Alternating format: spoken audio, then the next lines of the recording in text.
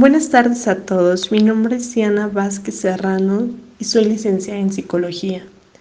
Antes de iniciar, me gustaría agradecer al proyecto Redes Empatía y Solidaridad por la invitación que el día de hoy me hacen con el tema Dinámica Familiar y la Adicción, esperando sea de gran utilidad y que cualquier duda, cualquier comentario que sea de tu interés o de tu inquietud, con gusto puedes escribirnos para que tus dudas puedan ser resueltas.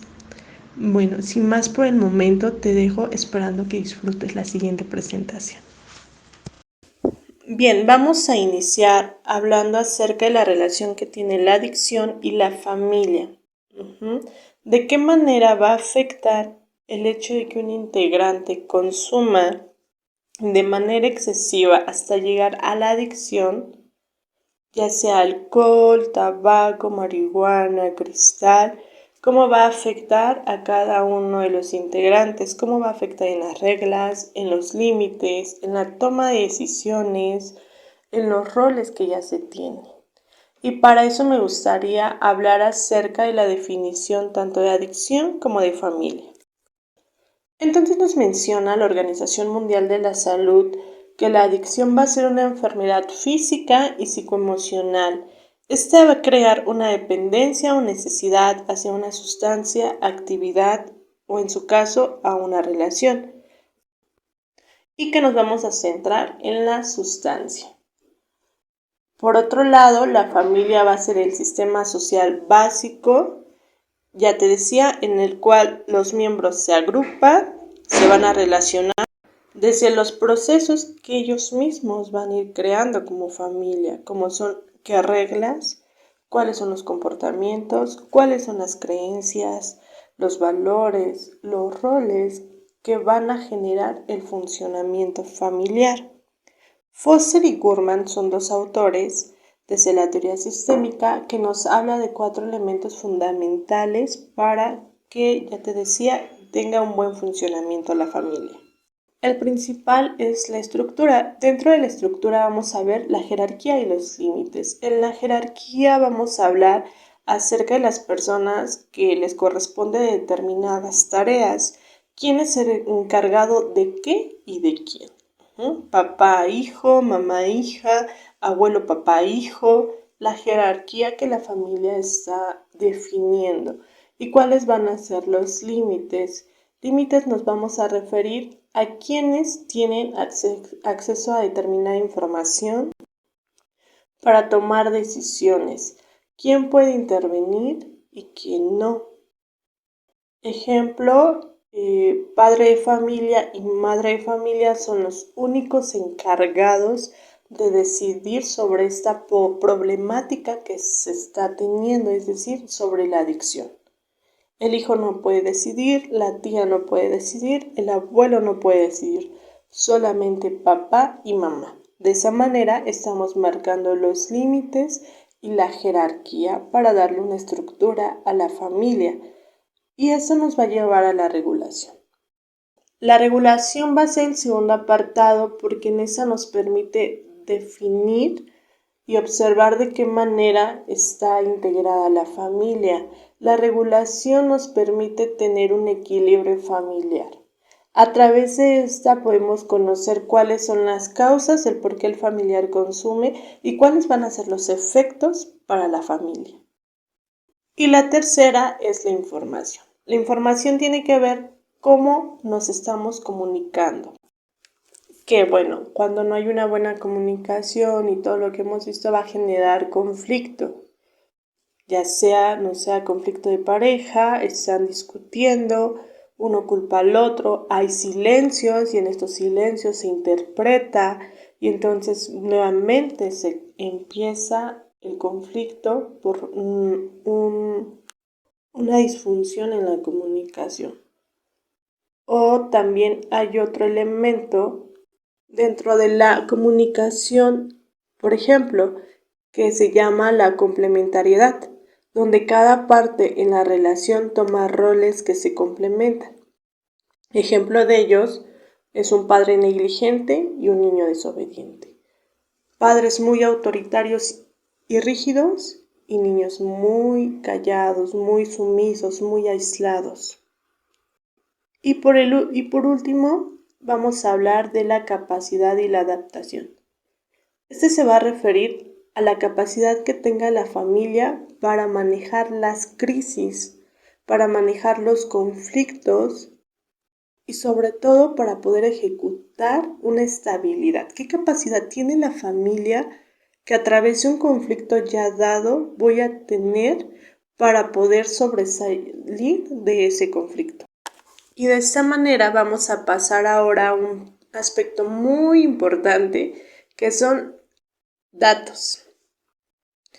Hay algunos estudios y los primeros estudios sobre la familia y el abuso de drogas se encontró que hay un gran vínculo entre la madre e hijos. Es decir, hay un gran apego entre mamá y papá y que a través de eso hay una gran ausencia de la participación de la figura paterna. Más adelante se generan estudios donde podemos darnos cuenta que hay padres autoritarios y entonces hay hijos que tienen mayor facilidad al consumo. Siguiendo la misma línea, nos vamos a dar cuenta que estos 4 elementos que nos plantean los autores son de suma importancia. Cuando hay una carencia de límites, ausencia de valores, las reglas son muy incongruentes, no sabemos quién puede ser la figura de autoridad, puede ser una causa para presentar disfuncionalidades en que incluso se llegue al consumo. También la figura paterna es de suma importancia. Cuando suele ser muy rígida o cuando suele estar muy distante, también puede ser una de las causas por el cual la persona llega a consumir de manera excesiva la sustancia. ¿Por qué excesiva? Porque debemos de tener en cuenta que cuando hablamos de adicción, hablamos a este uso que ya está generando un malestar físico.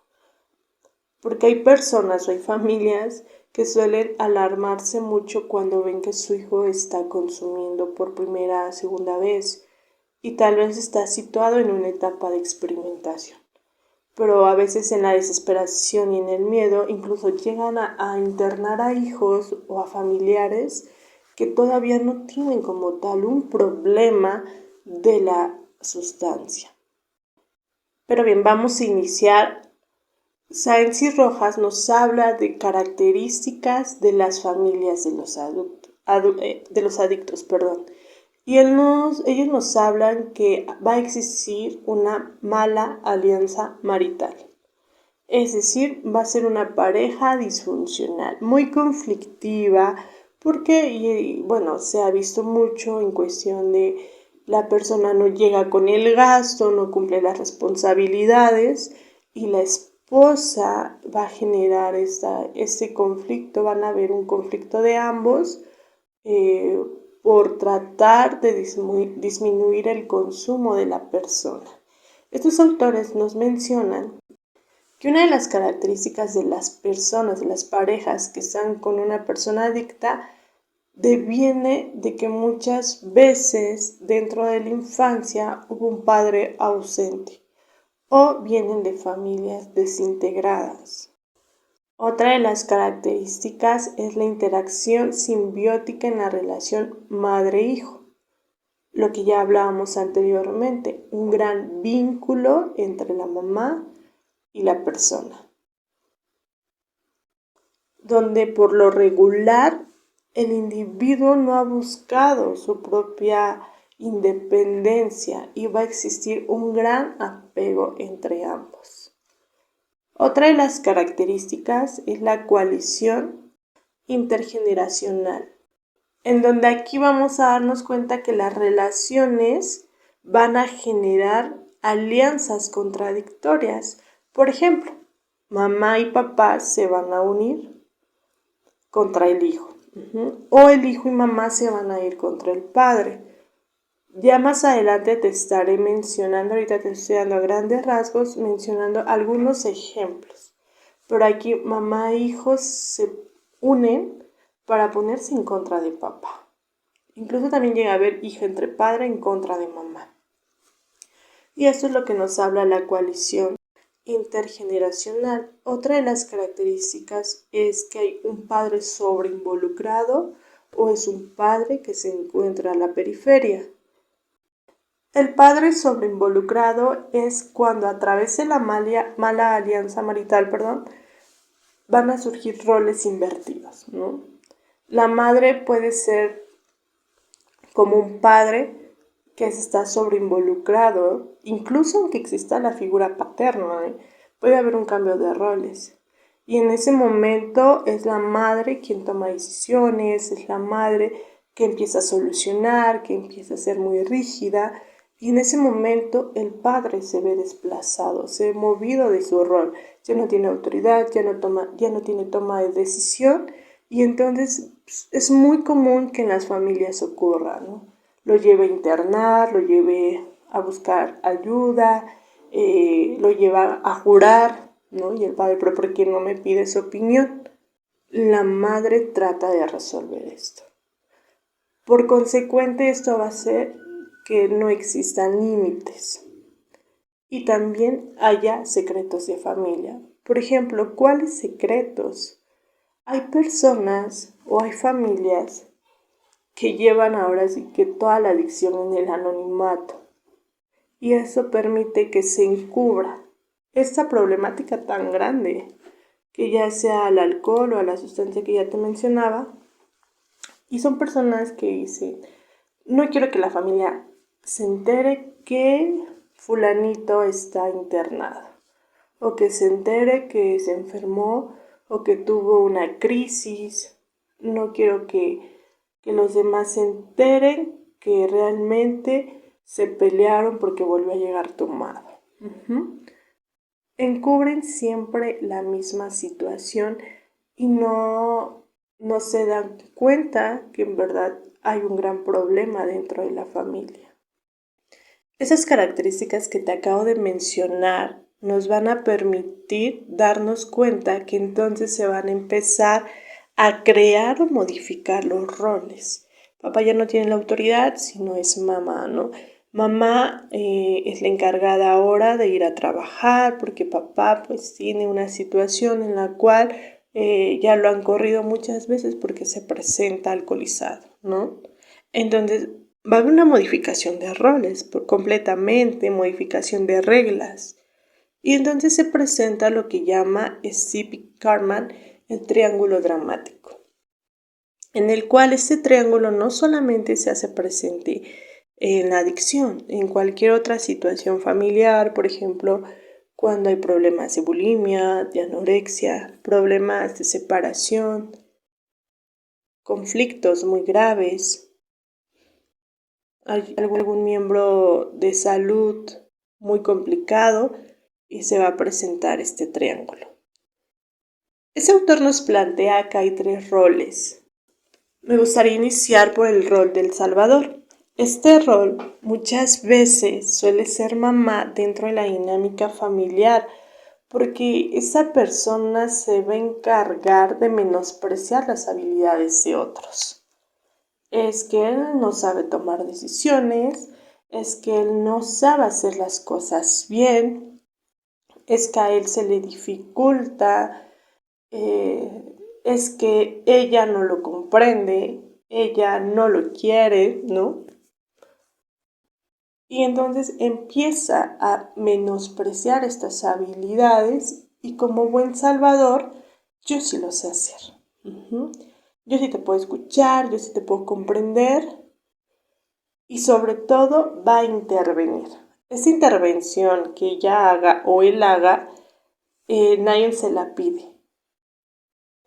Es decir, comienza a ser servicial para revalorizarse a sí misma. Entonces, muy comúnmente vamos a encontrar que en El Salvador va a haber palabras o frases como déjame ayudarte, no vas a poder solo, no vas a poder sola, me necesitas, ¿qué va a hacer sin ti si yo no estoy? Y entonces se genera un gran impacto para la víctima, ¿no? La víctima va a ser la persona que tenga la adicción. La víctima va a comenzar a menospreciarse a sí mismo. Se va a sentir desesperado, impotente, rechazado, y esto va a generar que muchas veces manipule. Si es cierto, yo no puedo. Necesito de que mi mamá siempre venga y me resuelva las situaciones.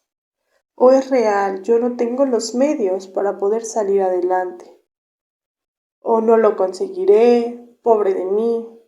Y va a evitar muy comúnmente las responsabilidades, esto para desvalorizarse a sí mismo, porque claro, cuando una persona genera una victimización, esto va a tener ganancias secundarias. Ya te decía, va a llegar alguien que siempre lo haga. Y entonces va a entrar otro rol más que va a ser el perseguidor. Y este perseguidor no va a menospreciar las habilidades, va a menospreciar el valor de los otros. Va a ser esa persona que todo el tiempo va a estar criticando, que va a estar juzgando, que va a estar castigando, que va a estar reprochando todo lo que se hace. Por lo regular, el perseguidor y el salvador tienen siempre conflicto. Tú tienes la culpa de que él tome. Todo lo quieres hacer tú. Por eso tu hijo no cambia o tu hija sigue en la misma situación. O a la víctima, no sabes hacer nada bien, ya no te voy a dar mi apoyo, ¿no? Frases tan comunes que por lo regular suele ser el padre el perseguidor. Y entonces él va a perseguir para revalorizarse. Y entonces es un triángulo dramático donde siempre está. Ya te decía, es muy común dentro de la problemática de la adicción que el salvador es mamá, el perseguidor papá. Pero también los roles suelen invertirse, ¿eh? Hay hijos salvadores, que más adelante lo vamos a ver. Cuando este triángulo dramático se presenta, va a afectar de manera muy significativa, no solamente a ellos, sino a los demás miembros. Principalmente va a haber una mala comunicación familiar. ¿Por qué? Porque entonces no hay acuerdos, no hay límites en los que hablábamos, quién sí está interviniendo, quién no. Las jerarquías incluso no se llegan a respetar, porque ya te decía, va a llegar mamá o va a llegar papá y va a haber una inversión de roles. Esa comunicación que se está viendo afectada va a impedir que yo pueda observar las necesidades de los otros miembros de mi familia. Como estoy centrada o estoy centrado en la problemática de mi hijo, me impide ver que tal vez mi otro hijo también tiene otra situación, que también mi hija requiere atención. Y entonces va a haber una mala satisfacción familiar. No se van a sentir plenos porque el foco siempre es el adicto. Ya llegó tomado, ¿no? Ya tuvo problemas, volvió a faltar, ya no quiere estudiar. Y entonces la satisfacción va a generar que no se vea plena esta relación y va a generar sobre todo un estrés familiar. Los recursos como tal se van a ver muy limitados. El ahorro que está, predestinado para cierta situación se tiene que tomar para ahora pagar un tratamiento. Recursos familiares, hablo económicos, sociales, emocionales, se ven muy lastimados, muy fracturados y por ende no va a existir una buena satisfacción familiar. Un término que emerge en la dinámica familiar es el término de codependencia. El término de codependencia es un aspecto y un factor primordial para la recuperación de la persona que está en consumo. ¿Por qué? Porque muchas veces el adicto puede tener toda la disposición de poder trabajar su adicción, pero la codependencia por parte de los familiares suele ser un factor de riesgo incluso, ¿no? La codependencia, el término surge en los años 70 en Minnesota de la mano de los familiares de Alcohólicos Anónimos. Este tipo de agrupaciones, como ya sabemos, son grupos de autoayuda. Anteriormente, en sus inicios, este tipo de agrupaciones recibía solamente a personas que tuvieran un elevado grado de dependencia o consumo hacia el alcohol. Eran llamados en ese momento como alcohólicos puros. Por las noches tenían sus sesiones, quien eran acompañados por sus esposas. Esas mujeres se daban cuenta que no tenían ninguna adicción, sin embargo, al estar en unidad con las demás mujeres, llegaban a darse cuenta que existía gran identificación en las problemáticas que ya tenían y de todo lo que tenían que afrontar como mujeres. Se dan cuenta que entonces se comienzan a presentar síntomas muy similares a los de una persona adicta a nivel emocional, sin haber consumido alguna sustancia o sin tener alguna dependencia al alcohol. Entonces se inicia el término de coalcohólicos para los no alcohólicos.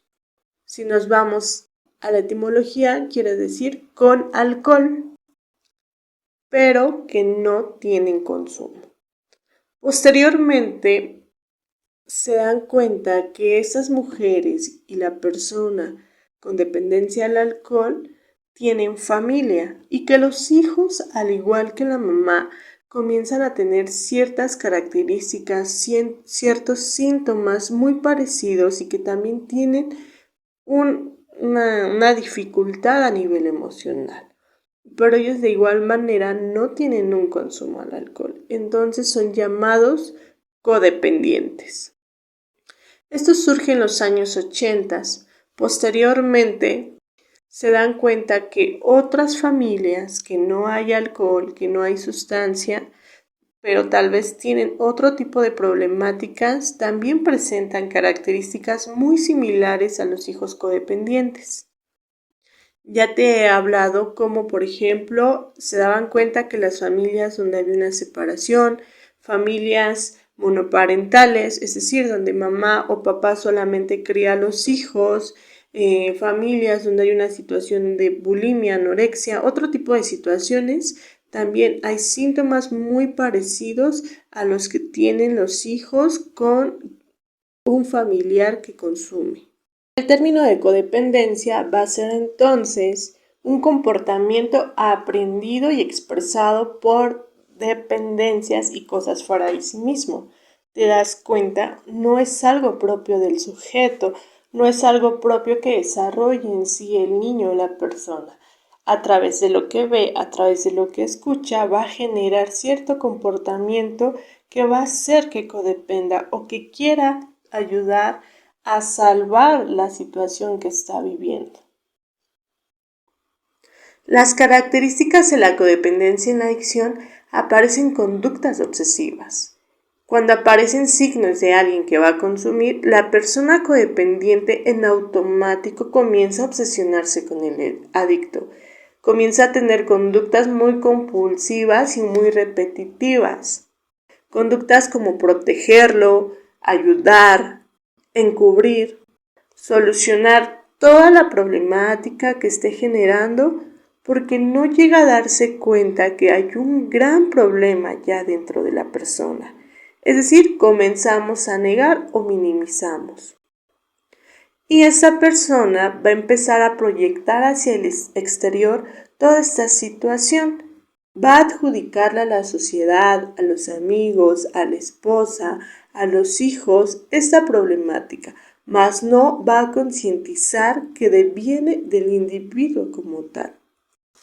Esas actitudes de protección que se presentan va a generar que sea un factor de riesgo externo. Sabemos que los factores de riesgo suelen ser características que propician el consumo o una posible recaída.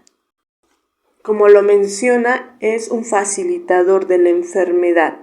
Facilita las condiciones para que la persona consuma de nuevo. Por ejemplo, hay personas que en la adicción llegan a abandonar trabajos y la madre es quien suele cubrir esas responsabilidades económicas para una familia. Hay hijos que llegan a ver que el padre en su consumo ya no puede trabajar y abandonan muchas veces los estudios para poder cubrir las necesidades de un hogar. Eso ocurre igual con las madres de familia. Al ver las necesidades de los hijos, no llegan a exigir la responsabilidad y comienzan a tomar o a cambiar el rol que ya hablábamos anteriormente. Estas conductas son facilitadoras para que la persona siga en el consumo, ya que alguien está cubriendo esa responsabilidad y por ende se va a intensificar la enfermedad. Estas características que te presento son del codependiente hacia el adicto. Cuando yo trato de actuar siempre para protegerlo, no me doy cuenta de lo que está pasando conmigo. No hay una autoobservación. Por lo regular, el familiar codependiente suele evadir mucho los sentimientos dolorosos al centrarse en el adicto. Por eso es ahí que no llegan a aceptar la enfermedad. No puedo asimilar que mi hijo tiene un problema y entonces no es doloroso y lo evade. Y sutilmente cada estado de ánimo que ellos tengan va a depender mucho de la conducta del adicto.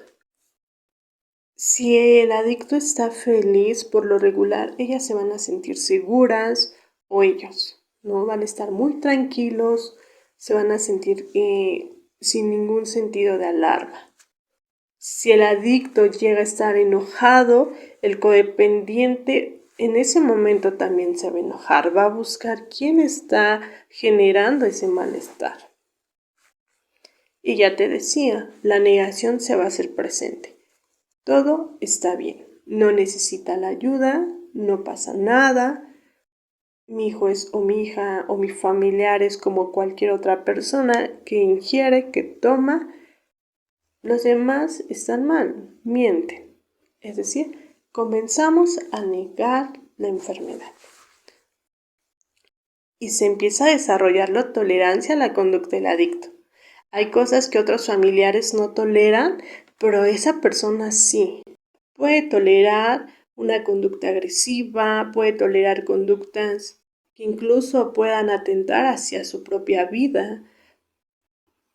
Hay adictos que en el consumo, en el delirio que llegan a tener o en la alucinación, suelen lastimar a personas, destruir cosas y el codependiente llega a desarrollar ese grado de tolerancia y aún así sigue negando la problemática. Y va a haber una preocupación excesiva hacia el adicto. Creen que la ayuda que pueda recibir de afuera no va a ser suficiente. Por eso, esa postura de querer siempre ayudar va a ser lo que le va a dar la calma al codependiente. Y esto me va a impedir que me acerque a las otras personas, a mis otros familiares.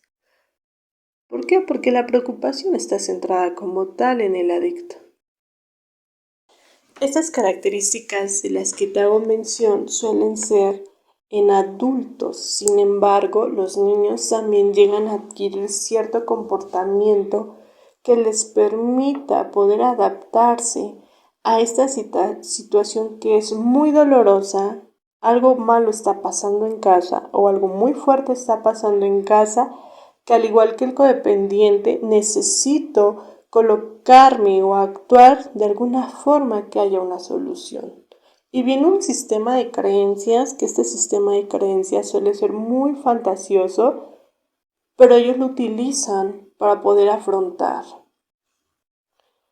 Creen que la situación que están presenciando en gran parte repercute de ellos, que ellos tienen una gran responsabilidad y que es necesario actuar para que esto se vea modificado.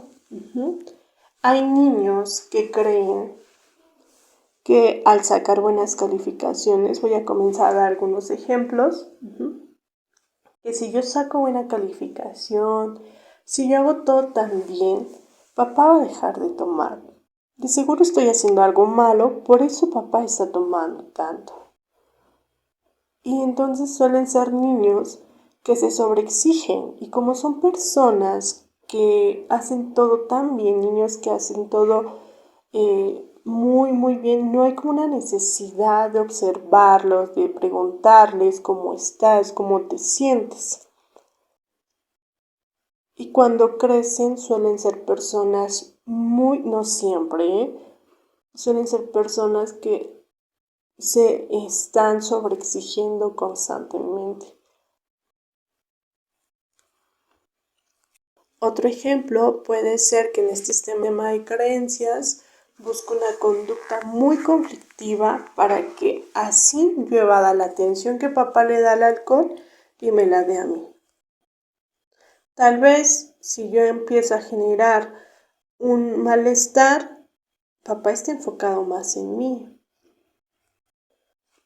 O de seguro porque tengo un reporte, porque me fue mal en la escuela, por eso mi papá está tomando. Y entonces me siento culpable de esta situación. Otro ejemplo suele ser aquel niño que muy comúnmente está interviniendo cuando hay alguna situación en casa. No sé, probablemente hay una fuerte discusión y el niño entra para tratar de salvar a alguno de los padres. Cuando crece, es una persona que por lo regular va a estar muy hipervigilante. ¿Por qué? Porque solamente está esperando que haya un grito, que haya una discusión para poder reaccionar. Y suele desarrollar muchos miedos.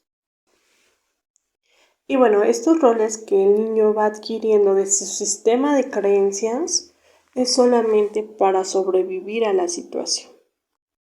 Y por lo regular hay una pérdida con su mundo interior. Ya te decía, ¿por qué? Porque estas personas codependientes suelen desarrollar un alto grado de hipervigilancia. Todo el tiempo tienen que estar alertas a lo que pueda ocurrir para poder solucionar en el momento. Y cuando creces, va a haber una gran dificultad de ser una persona responsable e independiente, porque siempre tengo que solucionar a alguien más, porque así en mi sistema de creencias lo empecé a adoptar. Lo puedo hacer, puedo vivir aparte, puedo lograr tener una independencia, pero emocionalmente hay una fuerte dependencia para el otro. No solamente emocionalmente, sino también psicológica y física. Con todo lo ya hablado, nos podemos dar cuenta que la codependencia también la podemos situar como una adicción. Hay una frase muy pequeña, pero tan real, que es que la codependencia es adicto al adicto. Todo el tiempo la atención es centrada para él. Pero sí hay pautas en las cuales podemos nosotros trabajar para modificar y poder tener un buen funcionamiento en la familia. Entonces vamos a preguntarnos, ¿qué podemos hacer? Lo principal y lo primordial es buscar ese espacio para poder expresar y recibir ayuda. Eso es básico, miren, cuando la convivencia es mucha del adicto con la familia, las familias tienen tantas emociones como enojo, ira, tristeza, y a veces esas emociones se quedan muy adentro. No las hablamos, no externamos lo que sentimos, lo que nos preocupa. Y eso también puede generar que se presenten otros problemas. Por eso es muy importante que se busque a alguien profesional que nos permita ayudar a atravesar esta situación. Otro apartado es buscar la ayuda.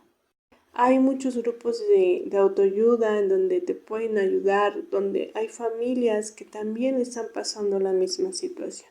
Claro que nos podemos acercar a ese tipo de grupos para que de alguna forma nos permitan herramientas para sobrellevar esta situación que estoy teniendo. Otro apartado del cual podemos echar mano es la autoobservación. En cuanto yo me dé cuenta que, un ejemplo, ¿no? Que el triángulo dramático se está presentando, tengo que tener en cuenta que eso desata conflictos, que eso desata discusión, alianzas, que me descuida a mí, que descuida a otros miembros. Si yo ya soy consciente de lo que implica, es muy importante que en ese momento yo frene todo lo que está ocurriendo y está pasando con las personas que también son parte del triángulo, ¿no? Que también son parte de toda esta conducta que me alimenta la codependencia.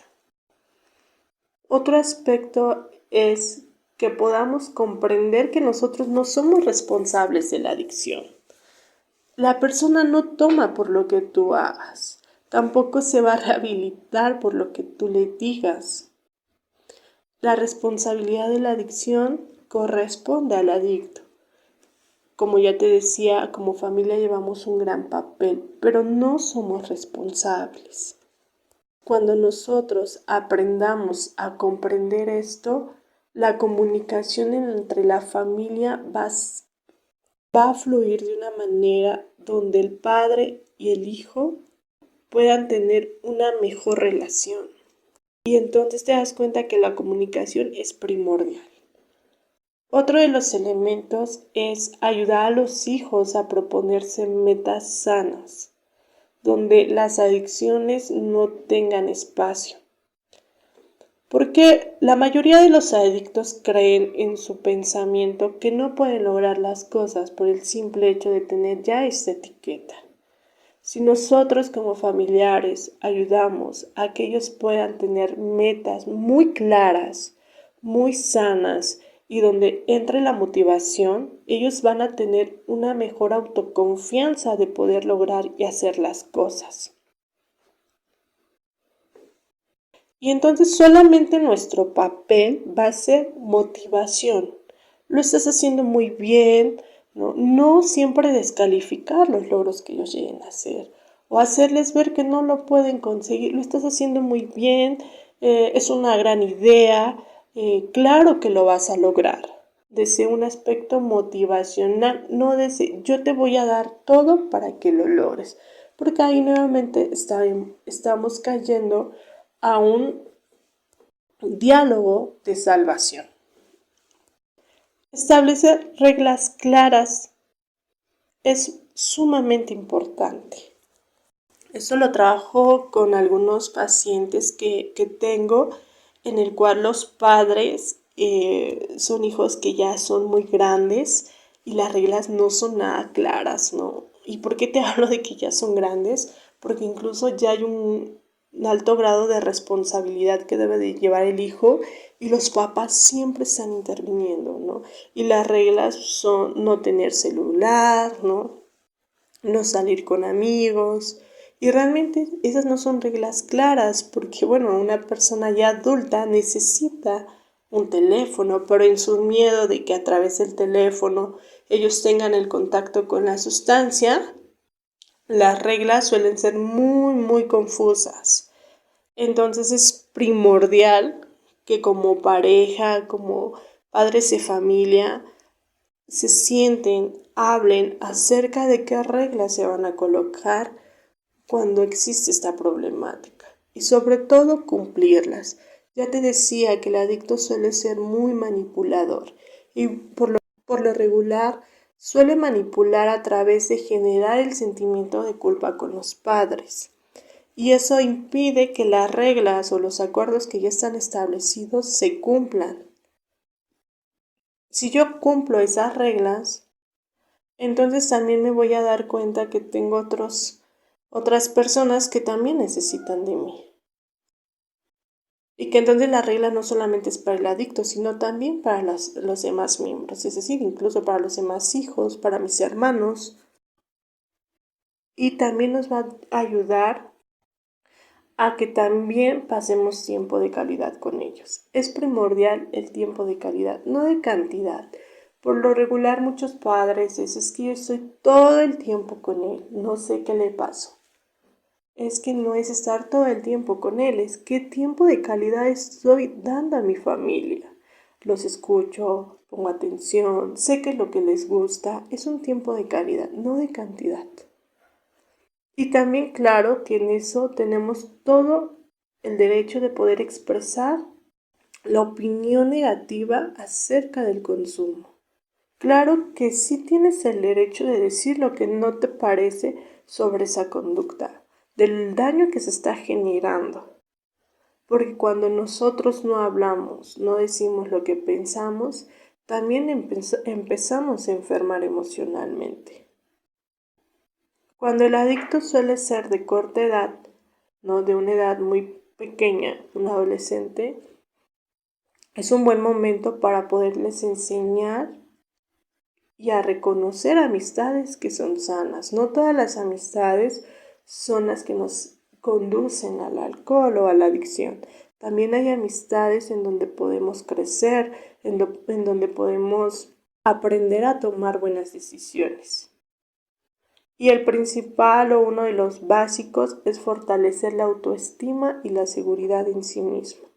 Una persona codependiente por lo regular no tiene un propio conocimiento, ya que nunca está al pendiente de sí.